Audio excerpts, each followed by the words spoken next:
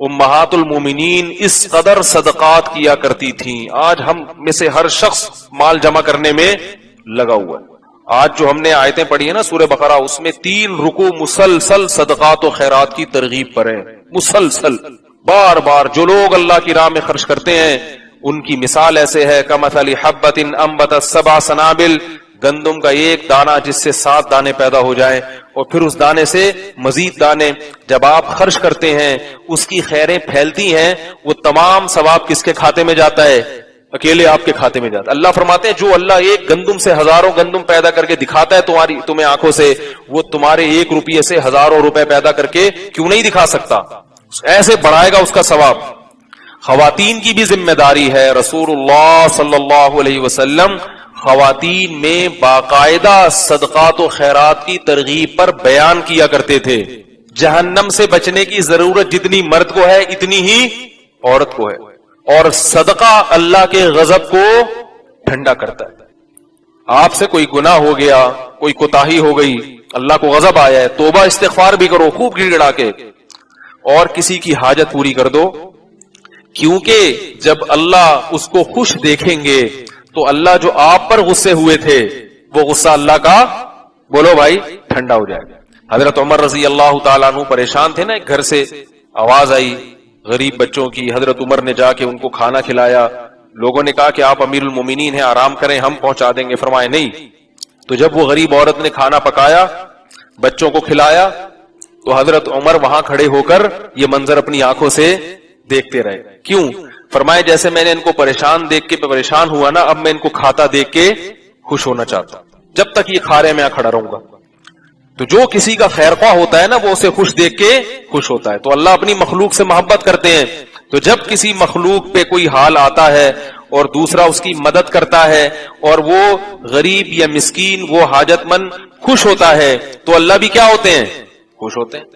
تو اللہ کا غضب کیا ہوتا ہے پھر؟ ٹھنڈا ہوتا ہے.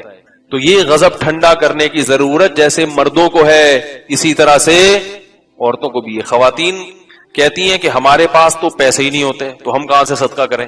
اللہ کے نبی نے فرمایا کہ اتقوا النار ولو بشق تمرۃ، آدھی کھجور صدقہ کر دیا کرو، اس سے بھی اپنے آپ کو جہنم کی آگ سے بچا سکتے ہو. بھائی اگر ایک کھجور ہے نا، آدھی صدقہ کر دو. آج اللہ نے سب کو پیسہ دیا ہے. شوہر کی سے جو جیب خرچی ملتی ہے اس میں سے کچھ حصہ اللہ کی راہ میں. اچھا آج کل صدقات و خیرات ہوتے کیوں ہیں؟ وہ بھی جو ٹھیک ہے، بلائیں ٹالنے کے لیے بھی صحیح ہے، بچوں کے صدقے اور فلانے کے صدقے اور فلانے کے نکالے جا رہے ہیں، وہ بھی ٹھیک ہے. لیکن سب سے بڑی مصیبت کیا ہے جو ہمارے سر پہ کھڑی ہے؟ وہ ہے جہنم کی آگ، ہمارے گناہوں کا عذاب. اس بلا کو ٹالنے کے لیے صدقہ کرنا چاہیے. صدقات سے بلائیں ٹلتی ہیں نا، تو لوگ بچوں کے لیے صدقہ کرتے ہیں کہ اس پہ کوئی بلا آنے والی ہے تو ٹل جائے. ٹھیک ہے نا، یہ بچ گیا، ٹرک کے نیچے آیا تھا، نیچے سے اسٹیکر بن، ٹرک کے نیچے کوئی آ جائے تو اسٹیکر بن جاتا ہے نا، آپ کو پتا ہے کراچی کے ٹرک ایسے. تو یہ بچ گیا تو صدقہ کرتے ہیں، اچھی بات ہے، شکر میں. لیکن اصل صدقہ کیا ہے؟ بولو بھائی، اللہ کے غضب کو ٹھنڈا کرنا. اس کی فکر نہیں کرتے. صدقہ کر کے نہ دیکھ رہے ہوتے ہیں برکت ہو رہی ہے کہ نہیں ہو رہی، پیسے آ رہے ہیں کہ نہیں آ رہے. بھائی اللہ کے غضب کو ٹھنڈا کرنے کے لیے صدقہ کیا کرو. صحابہ اس لیے کیا کرتے تھے. تو خواتین کو جو صدقہ اور خیرات ہیں، وہ خواتین کو ایک بات کا بہت اہتمام کرنا چاہیے کہ جتنی اللہ نے آمدن دی ہے اس میں سے کیا کریں؟ صدقہ. اور اپنے رشتہ داروں کو کبھی کبھار اچھی اچھی چیزیں گفٹ کر دیا کریں. ٹائٹ قسم کا جوڑا جو عید پہ شوہر کی طرف سے ملا، وہ اپنی نند کو نا، نند کسے کہتے ہیں؟ شوہر کی بیوی بہن کو نا. وہ نند کو کیا کر دیا؟ بولو بھائی، کس کے لیے؟ اللہ کے لیے، کہ سسرال سے رشتہ کیا ہو جائے. رشتہ داری جوڑنا بھی تو ہے. اور جو ٹائٹ والی ساڑی آئی تھی جہیز میں، وہ ساس کو دے دی. تو ہمارے معاشرے میں ہدیوں کا رواج کیا ہو رہا ہے؟ موقع پہ لین دین ہوتا ہے شو بازی کے لیے، موقع پہ نہ دیا کریں. جیسے میں نے بتایا نا، ہم کسی کو لفافہ نہیں دیتے، لفافے نہ دیں، موقع پہ ایک ڈھیلا نہ دیں، اور بالکل ان ایکسپیکٹڈ جسے کہتے ہیں نا، غیر متوقع، وہ والا ہدیہ دے دیا کریں. اس ہدیے سے کیا ہوتی ہے؟ اور ہدیے کا اصول یہ ہے کہ جب دیا جائے چھپا کے دیا جائے. آپ نے نند کو پوری دنیا کے سامنے دے دیا، اب نند بولے گی شو مار رہی ہے. نند کیا بولے گی؟ شو مار رہی ہے، سب کو دکھانے کے لیے مجھے دے رہی ہے. اور نند اپنی انسلٹ محسوس کرے گی، وہ بے عزتی محسوس نہیں کرتی کبھی بھی، وہ ہمیشہ کیا محسوس کرتی ہے؟ انسلٹ. کیونکہ اس کو بے عزتی محسوس کرنے میں انسلٹ محسوس ہوتی ہے. ٹھیک ہے نا. تو وہ بھی اپنی بے عزتی محسوس کرے گی کہ بھئی وہ اسے شو بازی کے لیے. ہر ایک کا دل اتنا بڑا تھوڑی ہوتا ہے, تو اس لیے چپکے سے دو اور اس کو بولو بھائی کسی کو بتانا نہیں کہ یہ میں نے تمہیں دیا ہے. ہمارے یہاں شو بازیاں ہو رہی ہیں, بار بار اس کو بتا رہے ہیں یہ میں نے دیا, یہ میں نے دیا, یہ ساڑی یہ تو میں نے دی ہے, ٹھیک ہے نا, یہ گھڑی یہ تو میں نے دی ہے. تو بار بار شو بازی شو بازی. تو اللہ کو یہ کس کو خوش کرنے کے لیے ہو رہا ہے؟ دیکھو اس کا بڑا فائدہ پتہ ہے کیا ہوگا. جب آپ اللہ کو خوش کرنے کے لیے اپنے رشتہ داروں کو گفٹ دیں گے تو اگر وہ قدر نہیں بھی کرتے اور آپ کے ہدیے کی قدر آپ کا یعنی شکر نہیں بھی کرتے تو بھی آپ کو تکلیف. سب سے بڑا فائدہ یہ ہے ہمارے معاشرے میں آج جو آدمی رشتہ داروں کے ساتھ اچھا سلوک کرتا ہے نا وہی سب سے زیادہ ٹینشن میں ہوتا ہے, کیونکہ وہ کہتے ہیں یار میں اتنا اچھا ہوں اور ان کا بیہیویئر دیکھو میرے ساتھ.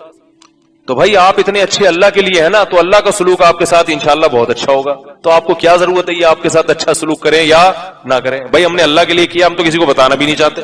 ہم تو کسی کو ہدیہ دیں تو ہم تو یہ شو بھی نہیں کرنا چاہتے کہ یہ ہدیہ یہ گفٹ ساس کو کس نے دیا ہے, بہو نے دیا ہے. تو شو بھی نہیں کرنا چاہتے ہم, تو چاہتے ہیں چھپا رہیے. میں اکثر اپنے رشتہ دار کا واقعہ سناتا ہوں کہ وہ جب آتے تھے گھر اپنے والد صاحب کو ایک اچھا اماؤنٹ پکڑاتے تھے اور کہتے تھے اپنی طرف سے رشتہ داروں میں یہ تقسیم کر دیں اپنے نام سے, یہ نہیں بتانا کہ یہ کس نے دیے ہیں, میں نے دیے, تاکہ آپ کی ویلیو ہو. باپ کو عزت دے رہے ہیں نا کہ ابا آپ ابا ہیں, پتا چلے ابا کون ہے, آپ ہیں. اگر میں خرچ کروں گا گھر میں لوگ مجھے ابا سمجھنا شروع کر دیں گے. تو باپ کا پتا چلنا چاہیے کہ گھر میں باپ کون ہے. آج کل یہی بڑا مسئلہ ہے, بیٹا تھوڑا سا پیسے والا آتا ہے تو ابا کو آنکھیں دکھانا شروع کر دیتا ہے. بھائی آپ کے پاس پیسہ ہے, آپ گھر میں اپنے بہن بھائیوں پہ خرچ کرتے ہیں تو ٹھیک ہے ڈائریکٹ بھی دیں, لیکن بہت سی رقم باپ کے ذریعے تقسیم کروائیں. اور یہ شو نہ کریں کہ یہ ابو کو میں نے دیے تھی اور ابو جو تمہیں دے رہے ہیں نا یہ ابا یہ میں نے دی. نہ ابا آپ جانو آپ کی اولاد ہے, ساری زندگی آپ نے ہمیں کھلایا, یہی شو ہوگا کہ آپ کھلا رہے ہیں. اس کا اپنا مزہ ہے بھائی اللہ کے لیے. چھپاؤ اس کو. دکھا کے خرچ کرنے کی فضیلت اس وقت ہے جب لوگوں کو ترغیب دینا مقصد ہو, ورنہ صدقہ کون سا بہتر ہے, چھپا کے. دکھا کے اس لیے کہ ترغیب دینے کے لیے بعض دفعہ, تاکہ ایک بھائی خرچ کرے گا دوسروں کو بھی ترغیب ہوگی, معاشرے میں اس کا رواج. باپ خرچ کرے گا تاکہ اولاد کو ترغیب ہو. ایک صاحب تھے, مجھے ان کا تعلق ایسی قوم سے تھا جو کنجوسی میں مشہور ہے. میں نے ان کو دیکھا بڑی سخاوت, اپنے بہن بھائیوں پہ بہت خرچ کرتے تھے. وہ ہر وقت بہن بھائیوں کو ہدیے بھیج رہے ہیں ہر وقت. میں نے ان سے پوچھا یار آپ کے بارے میں تو ہم نے سنا تھا یہ لوگ کنجوس ہوتے ہیں. انہوں نے کہا ایسا نہیں ہے. میں نے کہا یہ آپ نے کہاں سے سیکھا؟ یہ کہہ رہے ہیں میرے والد صاحب کو میں نے دیکھا تھا کہ اپنے بہن بھائیوں پہ, بولو بھائی, میری پھپھیوں پہ اور چاچوں پہ خرچ کرتے تھے. انہوں نے کسی مولوی صاحب کا بیان نہیں سنا, اس صاحب نے کوئی تقریر نہیں سنی سخاوت پہ. اپنے باپ کو دیکھا کہ وہ اپنے بہن بھائیوں پہ خرچ کر رہا ہے تو ابا سے یہ چیز کہاں ٹرانسفر ہو گئی, خود بخود بیٹے میں. سمجھ رہے ہو کہ نہیں سمجھ رہے؟ تو یاد رکھو اپنے, اگر آپ کی اللہ نے اولاد دی ہے اور آپ چاہتے ہو کہ میرے مرنے کے بعد میرا بیٹا میری بیٹیوں کا خیال رکھے تو زندگی میں اپنے بہنوں کا خیال رکھنا. ارے یار بول لو. آپ چاہتے ہو کہ میرا بچہ میرے بڑھاپے میں میری خدمت کرے, میرے سامنے اف بھی نہ کرے, تو بچے کی موجودگی میں اپنے باپ کے سامنے اپنے بازوؤں کو جھکا دو, گالیاں بھی دے, باپ جو مرضی کہے چپ. بیٹا پوچھے کہ ابا دادا آپ کو اتنا الٹا سیدھا بولتے ہیں, آپ کچھ بولتے نہیں, تو آپ بولو بیٹا وہ دادا کس بات کے ہوئے پھر ہے بھائی, بیٹا وہ دادا ہیں, دادا کو اللہ نے حق دیا ہے, دادا گھر کا سربراہ ہوتا ہے, وہ میرا باپ ہے, میں اس کے سامنے کیسے بولوں؟ یہ نہ بولے بچے کو کہ میں اس لیے نہیں بول رہا تاکہ تم بھی نہ بولو. بچہ بولے گا تو سیاست ہے. بولے بیٹا باپ کے سامنے آواز نہیں اٹھائی جاتی, یہ چیز بیٹا سیکھے گا. جن خاندانوں میں یہ رواج ہے ان کے بچوں نے اگر ماں باپ کے حقوق پر تقریریں نہیں بھی سنی ہوتی پھر بھی وہ اپنے والدین کا احترام کرتے ہیں, ان کی خدمت کرتے ہیں. اور جن کے گھروں میں رواج نہیں ہے گھنٹوں گھنٹوں سالوں کو بٹھا کے نا ترغیبیں دیتے رہو, ایک ایک گھنٹہ میں تو دیکھ رہا ہوں نا, پھر بھی وہ برداشت نہیں کرتے. تو ماحول کریٹ کرنا پڑتا ہے, گھر میں سخاوت کا ماحول. تبھی نبی نے کیا فرمایا, گھروں کو قبرستان مت بناؤ, کچھ نمازیں گھر میں بھی پڑھا کرو تاکہ گھر کے بچے بھی دیکھیں, گھر کی خواتین بھی دیکھیں کہ بھئی تلاوت کر رہے ہیں ہمارے میاں. اب گھر کی خواتین کیا دیکھ رہی ہیں, ہر وقت نیٹ پہ بیٹھا ہوا ہے فلم دیکھ رہا ہے, کنڈی لگائی بھی ہے, پتہ نہیں کس سے باتیں کر رہا ہے, کیا کر رہا ہے. تو آپ کی اولاد پھر یہی ہوگی, وہ بھی کنڈیاں لگا لگا کے بیٹھے گی. بہت اپنے آپ کو بھائی سنبھالنا پڑتا ہے. تو میں بات کو ختم کرتا ہوں. اللہ تعالیٰ نے ہمیں اپنے آپ کو خوش کرنے کے کیا بتائے طریقے, تو خواتین کو بھی چاہیے کہ کیا کریں اللہ کو خوش کرنے کے لیے, جتنی اللہ نے گنجائش دی ہے اس حساب سے صدقات و خیرات کریں, اور کچھ بھی نہیں کر سکتی تو اپنے میاں کو ترغیب دے دیں کہ بھئی آپ اپنی آمدن میں سے کچھ اللہ کے لیے بھی خرچ کیا کریں, اللہ کی قسم بہت ثواب ملے گا. ٹھیک ہے, بڑے بڑے کنجوس میاں دنیا میں پائے جاتے ہیں, اللہ معاف فرمائے. ہمارے پاس ہر طرح کے لوگ آتے ہیں, ایسے ایسے خاندانی کنجوس رکھے ہوئے ہیں نا, ان کو دیکھ کے خیال ہوتا ہے یا اللہ ہم بھی کوئی سخی نہیں ہے, لیکن پہلے یہ جہنم میں جائیں گے, ان لوگوں سے جہنم بھر جائے گی. ہم ٹھیک ہے, ہم بھی کوئی سخی نہیں ہے, لیکن یا اللہ ایسے ایسے لوگ ہیں بہنوں کی وراثتیں کھائی ہوئی ہیں, بیویوں کا مہر کھائے ہوئے ہیں, گھر میں پڑے ہوئے ہیں, بیویوں سے جاب کرا رہے ہیں, بیویاں جاب کر کر کے کما کے میاں کو بھی کھلا رہی ہے, سسرال کو بھی. جب میں ایسی خواتین کے فون آتا نا, میں کہتا ہوں اللہ اب مجھے تھوڑا وہم ہونے لگا ہے کہ ہم بھی کہاں جائیں گے, جنت میں. ہم بھی گناہگار ہیں, نالائق ہیں, مگر اللہ کا بڑا فضل ہے اتنے نالائق نہیں ہیں. تو ایسے ایسے خاندانی لوگ دنیا میں پڑے ہوئے ہیں. میں نے یہ خاندانی کا لفظ مولانا تاج مل صاحب سے کہا, میں نے کہا حضرت آپ کا درس بڑا خاندانی ہوا, مجھے کیا ہوتا ہے یہ خاندانی, وہ اس ٹرم سے واقف نہیں ہے نا. پھر ہم نے ان کو بڑی ڈیٹیل میں سمجھایا کہ یہ خاندانی, اصل میں یہ خاندانی لفظ میں نے پتہ کہاں سے سیکھا ہے. ایک آدمی مجھے والد صاحب کی وراثت میں جو پیسے ملے تھے نا, میں نے کاروبار میں لگا دیے, تبھی تو میں اب لوگوں کو کہتا ہوں کسی کو پیسے نہ پکڑاؤ. تو وہ ایک بندہ تھا, داڑھی اس کی چھوٹی چھوٹی داڑھی, اور وہ میرے پاس آیا, کچھ پیسے میرے لوگ کھا گئے تھے, تو وہ بندہ آیا میرے پاس اور کہنے لگا کہ مجھے پیسے دو. میں نے کہا یار میں نے تو جس کو بھی پیسہ دیا وہ کھا گیا. کہہ رہا دیکھو جب بھی کسی کو پیسہ دو نا تو یہ دیکھ لینا وہ بندہ خاندانی ہونا چاہیے. ایسے چلاک لوگ ہیں دنیا میں, وہ بندہ کیسا ہونا چاہیے, خاندانی. میں سید ہوں اور جو مرضی ہے, خاندان اچھا ہے میرا. ایسی چکنی چپڑی باتیں کی ہے نا اس نے, ہمارے پاس جتنے پیسے تھے ہم نے اس خاندانی آدمی کو دے دی. وہ خاندانی ایسا شاٹ ہوا کہ اس کے خاندان کا ایک فرد بھی پکڑائی میں نہیں آ رہا ہے, سمجھ رہے. اس لیے میں لوگوں سے کہتا ہوں بھائی جو پیسہ آپ کی جیب میں ہے وہ آپ کا ہے, جو کسی کو آپ نے کاروبار کے لیے پکڑا دیا.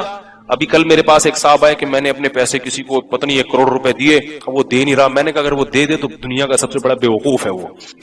میں نے کہا آپ نے 1 کروڑ دے دیے, بیوقوف اس لیے ہے کہ دنیا کے لحاظ سے, دنیا میں تو اس کو حماقت آپ کیا بگاڑ لیں گے اس کا, پھر بھی دے دیے اس نے, تو دنیا کے لحاظ سے وہ بیوقوف ہی ہے.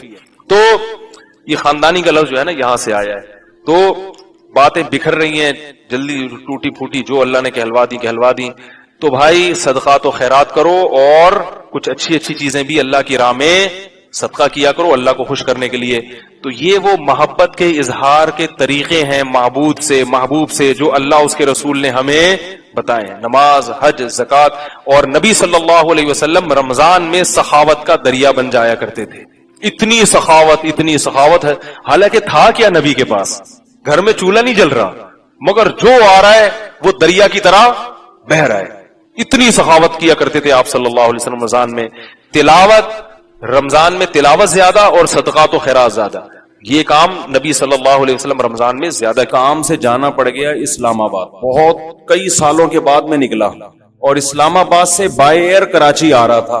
کئی سال علماء میں رہنے کے بعد جب میں اسلام آباد میں جہاز میں بیٹھا ہوں تو بالکل ایک ایسے ماحول میں مجھے بہت عرصے کے بعد بیٹھنا نصیب ہوا جو بالکل ہی ایک بے دینی کا ماحول. آپ کے ایئرپورٹ کا ماحول اکثر تھوڑا دین سے دور ہی ہوتا ہے نا, لبرل لوگ زیادہ جاتے ہیں جہازوں میں سفر, اور خاص طور پر اس زمانے میں جب میرا خیال ہے 97 98 کی بات کر رہا ہوں گا میں.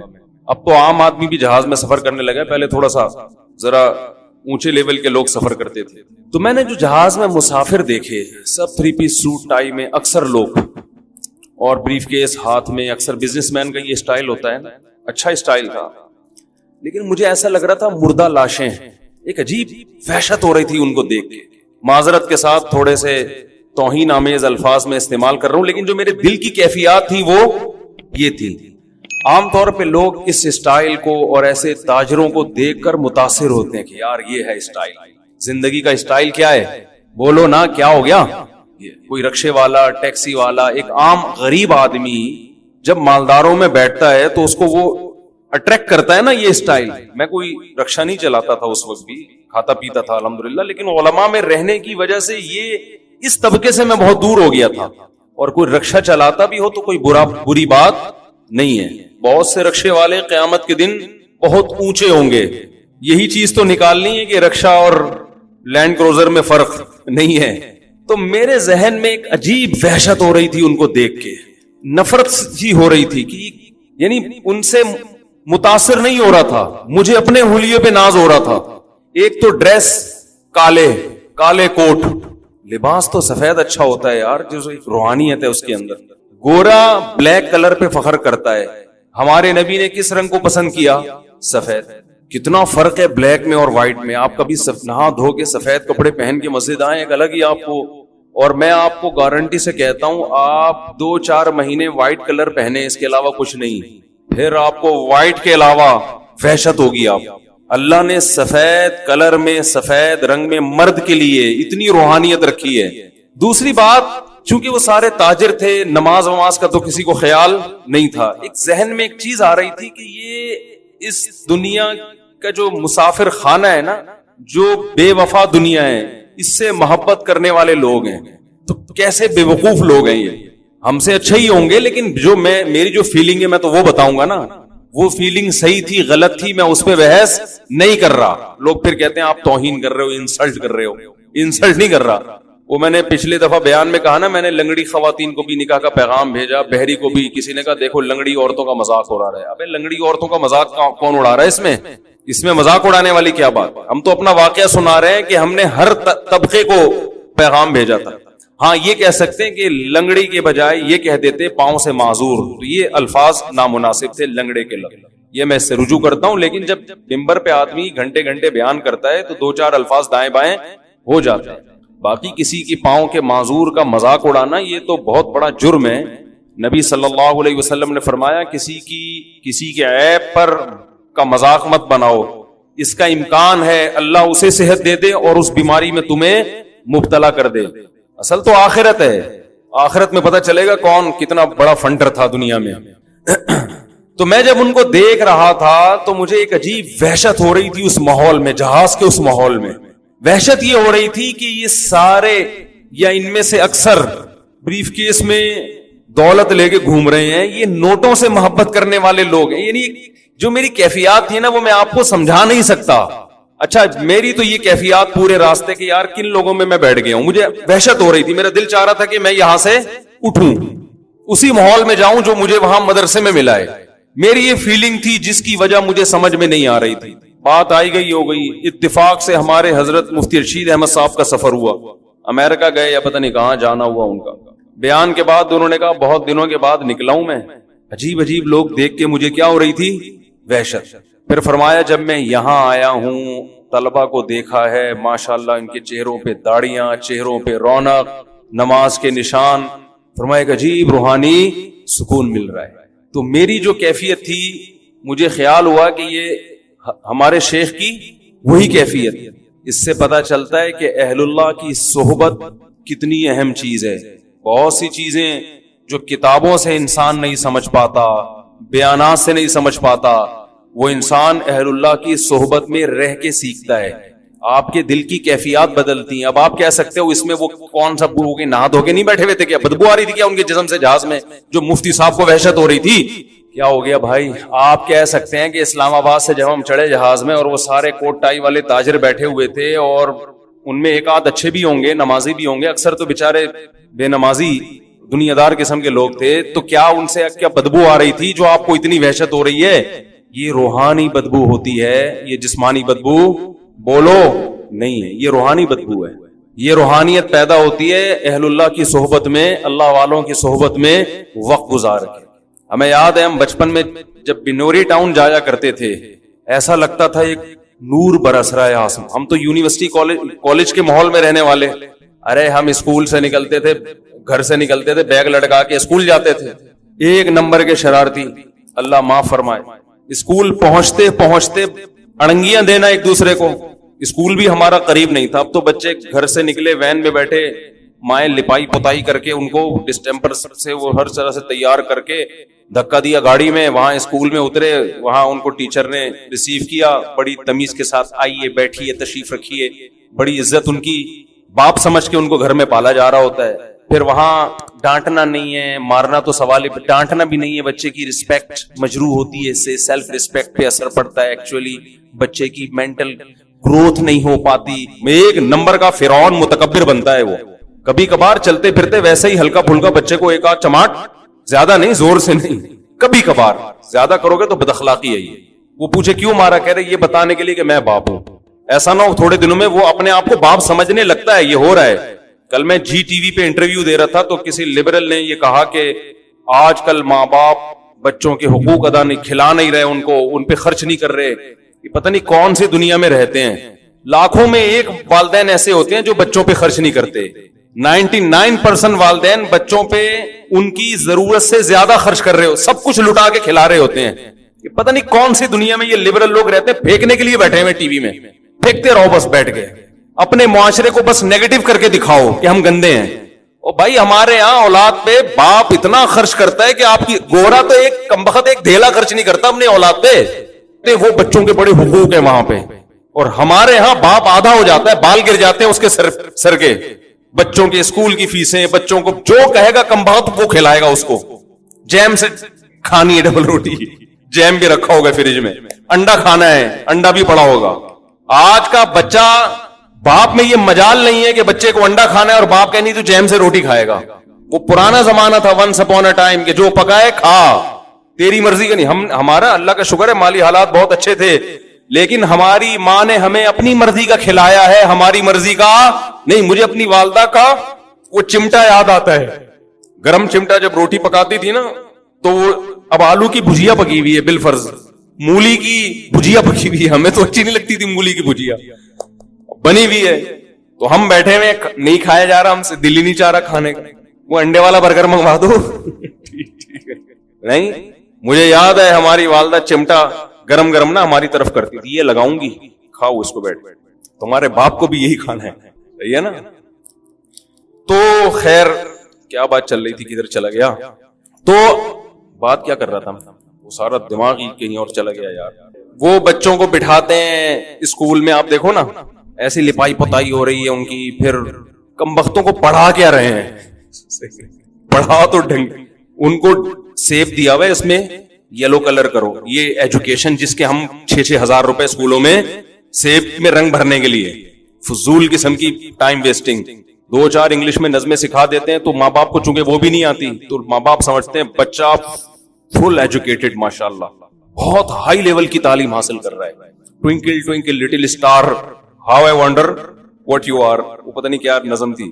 کیونکہ ماں باپ کو یہ بھی نہیں آتی تو وہ سمجھتے ہیں بچہ بہت گرو کر رہا ہے ماشاء اللہ. یوں قتل سے بچوں کے ہوتا نہ وہ بدنام. فرعون کے بارے میں اکبر الہ آبادی نے یہ شعر کہا تھا, فرعون نے بڑا جرم کیا, بدنام ہو گیا کہ بنی اسرائیل کے بچوں کو قتل کرنا شروع کر دیا اس نے, بدنام ہو گیا قیامت تک کے لیے. ارے تو نے نسل تباہ کرنی تھی, اسکول کھول دیتا, اسکول کھول دیتا یار. بنی اسرائیل کے بچے اس میں جاتے, تعریف بھی کرتے کہ فری پہ تعلیم, فرعون نے ہمارے لیے فری ایجوکیشن کا انتظام کیا ہے. اس کے بعد ان کو کلر کے ڈبے پکڑا دیتا, یلو کلر, کیلے میں کیا رنگ بھرو, پیلا, یلو ڈے مناؤ, پھر ریڈ ڈے مناؤ. بنی اسرائیل اسی میں الجھ کے رہ جاتی. وہ یہ بھول جاتے کہ ہم پیغمبر کی اولادیں ہیں, اللہ نے ہمیں دنیا پہ حکومت کرنے کے لیے پیدا کیا ہے, دنیا کی باغ ڈور, دنیا کی تقدیریں, دنیا کی نبض ہمارے ہاتھ میں ہونی چاہیے, اور یہ فرعون ہم پہ مسلط ہے. یہ سب بھول جاتے, وہ کماؤ پوت بنتے. پھر جناب وہ بی کام کرنے کے بعد, ایم اے ماسٹر کرنے کے بعد وہ نکلتے اور فرعون کی کسی کمپنی میں جاب کر رہے ہوتے اور 1.5 لاکھ روپے تنخواہ لے کے گھر آ رہے ہوتے. کہتے ہیں یہ ہوتا ہے ایبلٹی, قابلیت, اٹ از کالڈ قابلیت. انگلش میں کہتے تو اور لوگ سمجھتے پڑھے لکھے ہو گئے.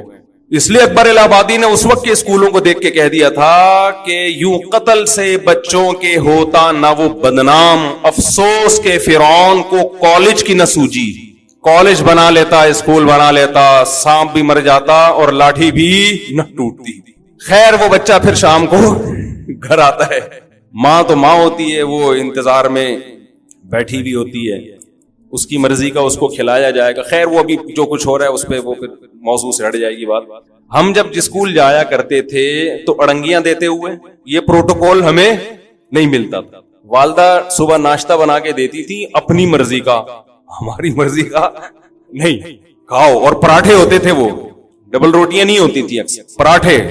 بھائی پراٹھا کھا کے جاؤ گے تو پراٹھے کی طرح چلو گے. پھر ہم چلتے بھی کس طرح تھے, لگتا تھا پراٹھا کھا کے نکلا ہے گھر سے ہی ہے. پراٹھے کی طاقت ہی الگ ہے، بچوں کے لیے تو بہت ضروری ہے.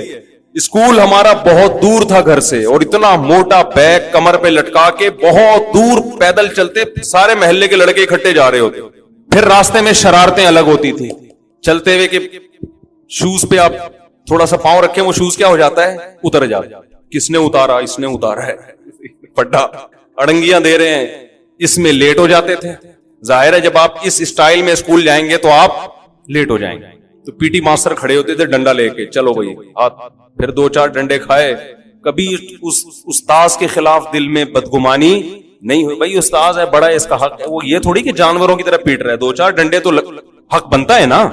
ہمیں یاد ہے ایک ادھر کھایا، ایک ادھر آیا، ایک ادھر آیا، 4 کھائے. چل بھائی، ہم نے کہا کوئی بات نہیں، راستے میں جو دنگا مستی ہوئی ہے اس میں 4 ڈنڈے چلتے ہیں، ٹھیک ہے نا. تو اب بچوں کا حصہ کانفیڈینس ہی ختم ہو گیا، نفسیاتی مریض بن رہے ہیں یہ بچے. ان کو باپ بنایا ہوا گھر میں. میرے پاس فیملیز آتی ہیں، باپ اپنے بیٹے کو لے کر آتا ہے، عمر سے پتہ چلتا ہے کہ یہ باپ ہے، ورنہ حرکتوں سے لگ رہا ہوتا ہے کہ باپ کون ہے ان میں. باپ آہستہ آواز سے بات کر رہا ہوتا ہے کہ میرے بچہ کا میٹر نہ گھوم جائے، اور بیٹا اچھل اچھل کے چیخ رہا ہوتا ہے باپ کے سامنے. یہ ہو رہا ہے مارکیٹ میں. تم جن کو جن رہے ہو نا، یہ تم اپنے باپوں کو پیدا کر رہے ہو، اپنی اولادوں کو پیدا نہیں کر رہے. تو ان کو شروع سے ہی تھوڑا سا، میں یہ نہیں کہہ رہا ظلم کرو، بد اخلاقی کرو، محبت بھرپور دو، لیکن ٹائٹ کر کے بھی رکھو، کھینچ کے رکھو تھوڑا سا. محبت اور سختی ساتھ ساتھ چلیں. محبت کا کیا مطلب ہے؟ ان کے حقوق کا خیال رکھو، ان سے بات کرو اچھے انداز سے، اچھے اخلاق سے. دیکھو لقمان علیہ السلام نے اپنے بیٹے سے کیا کہا، یا بنیا، میرے پیارے بچے. القابات دو ان کو، لیکن کچھ پابندیاں ان کے اوپر ہونی چاہیے، ان سے تجاوز نہ کرنے دو. ہر خواہش اگر ان کی پوری کرو گے، وہ تو ایک صاحب نے مجھے کہا میں اپنے بچے کو لے جاتا ہوں دکان پہ اور کہتا ہوں جو چاہیے میں تجھے دلاؤں گا. وہ اتنا ہی شاپنگ کرتا ہے. میں نے کہا یہ کل چور بن سکتا ہے، ڈاکو بن سکتا ہے. اس کی ساری خواہشات پوری کرو گے تو کل جب کوئی خواہش پوری نہیں ہوگی تو یہ بندوق اٹھانے پر مجبور ہوگا. اسلام میں روزے کا حکم ہے تاکہ خواہشات کو کنٹرول کرنا ہم سیکھیں. خیر بات یہ چل رہی تھی کہ اللہ نے آدم اور حوا کے ذریعے انسانوں کو زمین میں بھر دیا، اب پھیلا دیا. تو قرآن کہتے ہیں ان پھیلاؤں کو میں کیا کروں گا، سمٹاؤں گا، اکٹھا کروں گا. چلو بس. تو اکٹھا کرنے کا کی جو پہلی سیڑھی ہے وہ ہے پتلی گلی. نکلو، کھاتے پیتے گھر بناتے انسان ایک خاص مقام تک پہنچتا ہے، اس کے بعد موت کا پروانہ آ کے اسے قبر کے گڑھے میں اتار دیتے. احمق اور بے وقوف آدمی دوسروں کی لاشیں دیکھ کر، دوسروں کے میتیں اور جنازے دیکھ کے یہ سمجھتا ہے کہ یہ مرا ہے، میں نہیں مروں. وہ اوپر سے تو بول رہا ہوتا ہے، لیکن اس کا عمل بتا رہا ہے، اس کا رہن سہن کا طریقہ بتا رہا ہے کہ اس کا مرنے کا کوئی پروگرام نہیں ہے. میں وہ جہاز کا قصہ ذرا مکمل کر دوں کہ وہ جو مجھے وحشت ہو رہی تھی نا. دیکھیں جب آپ یہ کیوں ہو رہی تھی اس کو میں ذرا ڈیفائن کرتا ہوں. جب آپ صاف ستھرے لوگوں میں رہو، چاہے وہ غیر مسلم ہی ہو، ہر وقت نہاتے دھوتے صاف ستھرے کپڑے پہنتے ہو، تو اگر کوئی آپ کو بھنگیوں میں لے جا کے بٹھا دے آپ گزارا کرو گے؟ ہے بھائی، جو نہ کھانے سے پہلے ہاتھ دھوتا ہو، نہ کبھی نہاتا ہو، نہ دانت صاف کرتا ہو، ادھر ہی تھوک دیتا ہو، کتنی گھن آئے گی نا آپ کو. حالانکہ آپ نے گندگی کے خلاف کبھی بیان نہیں سنا ہو. لیکن جو فیملی صاف ستھرے رہتے ہیں ان کے عادت ہے، میں نے اکثر دیکھا ہے لوگ سفر میں واش روم نہیں جا رہے ہوتے، ان کو گھر کے صاف ستھرے واش روم کی عادت پڑ چکی ہوتی ہے. وہ سفر میں برداشت کر لیتے ہیں، کہتے ہیں ہم واش روم استعمال نہیں کریں گے. تو کیا انہوں نے کسی مولوی صاحب سے یہ تقریر سنی ہوتی ہے کہ سفر میں واش روم اکثر گندے ہوتے ہیں، یوز نہیں کرنے چاہیے، گھن آنی چاہیے، گھن نہیں آ رہی تو اس کا مطلب آپ گندے ہیں؟ ایسی کوئی تقریر سنی ہوتی ہے انہوں نے؟ بھائی وہ صفائی ستھرائی کے ماحول میں رہے ہوتے ہیں جس کی وجہ سے انہیں صفائی سے محبت اور گندگی سے نفرت. تو یاد رکھو جیسے ایک صفائی جسمانی ہے، مادی ہے، اسی طرح ایک صفائی روحانی بھی ہوتی ہے.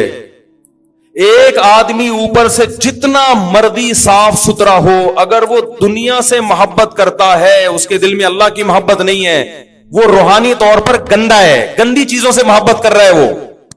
وہ رب سے وفا کرنے والا نہیں ہے، وہ لالچی ہے. وہ اس کو دیکھو، لالچی آدمی بھی گندا ہوتا ہے.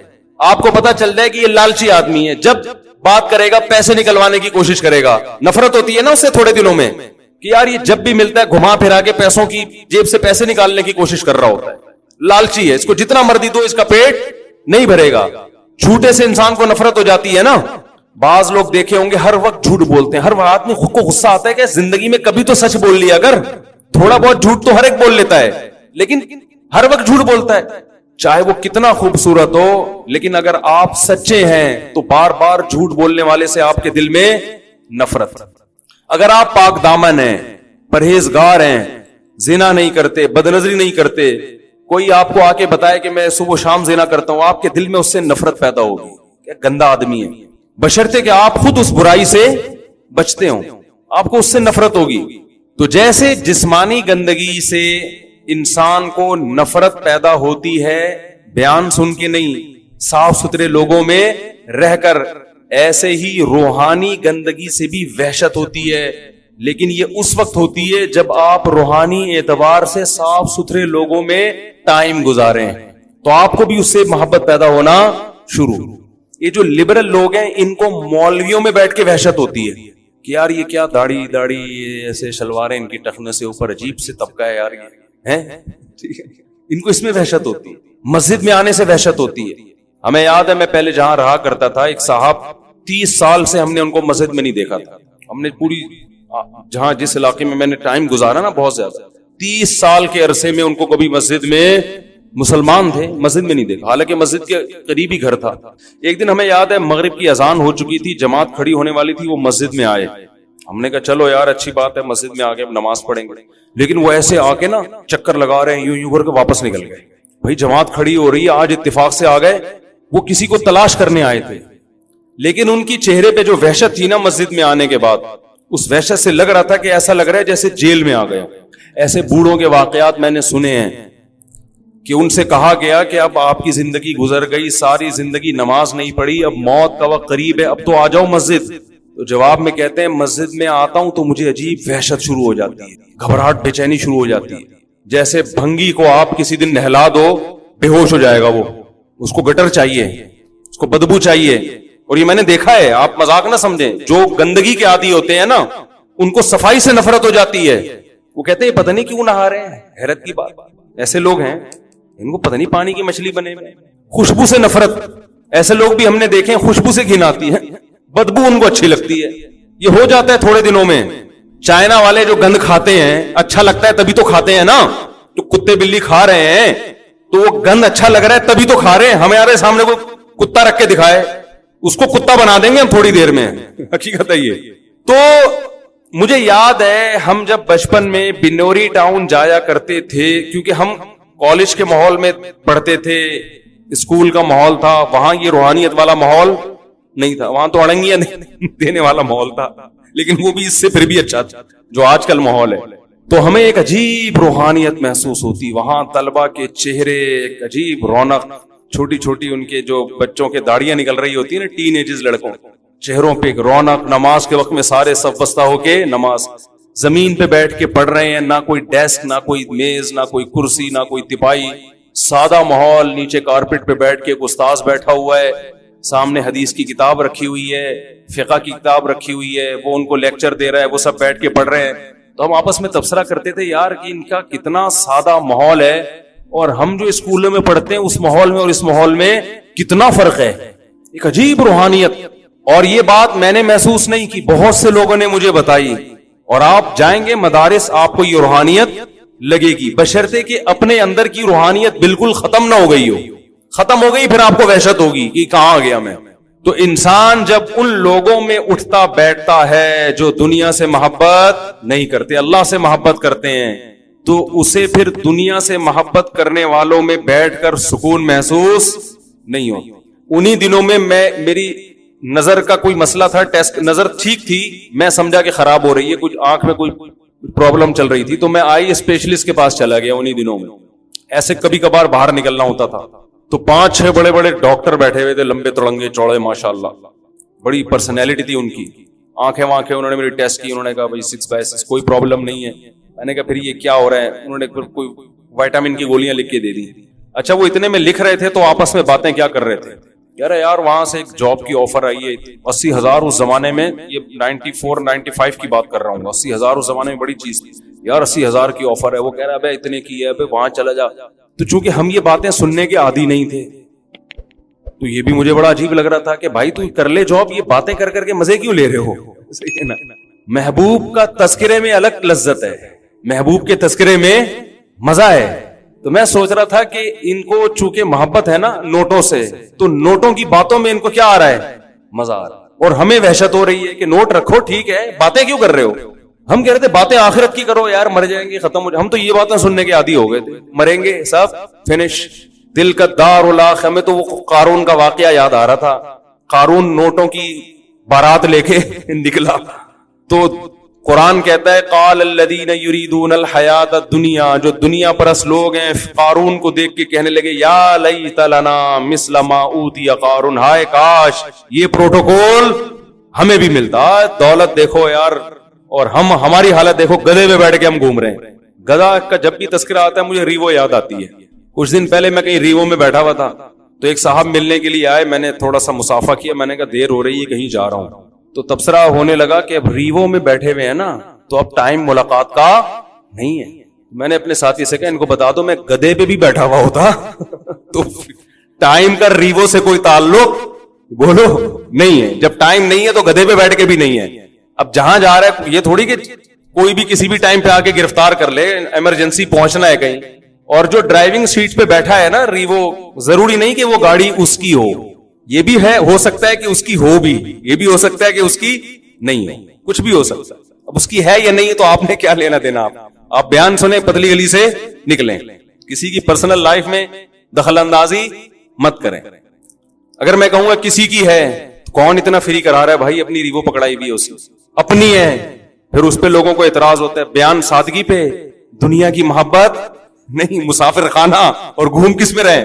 وہ میں نے قصہ سنایا تھا نا, میں نے جب تیسری شادی کی تو ایک بوڑھے میاں یہی نماز پڑھتے ہیں, اب تو شارٹ ہے 15 سال سے, شاید وہ اسی واقعے کے بعد آ ہی نہیں رہے, 15 یا 10 سال ہو گئے, یہ 9 سال ہو گئے, مجھے صحیح سال یاد نہیں ہے, کام یاد رہتا ہے کہ ہوا کیا تھا.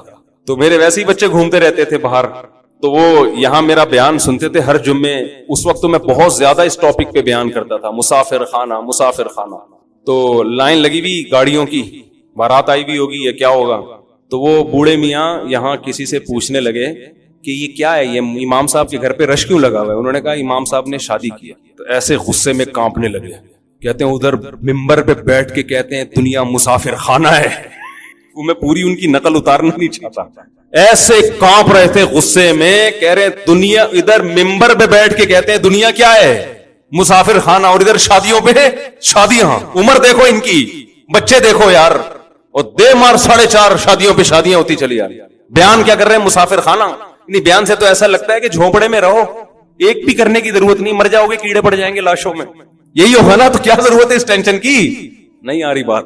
تو وہ اگر دیکھ لیں کہ وہ گارڈوں کے ساتھ گھوم رہے ہیں, اور ہمارا تو اسٹائل ویسے ہی تھوڑا سا ہمیشہ سے وکری ٹائپ کا رہا ہے, ہمیشہ سے.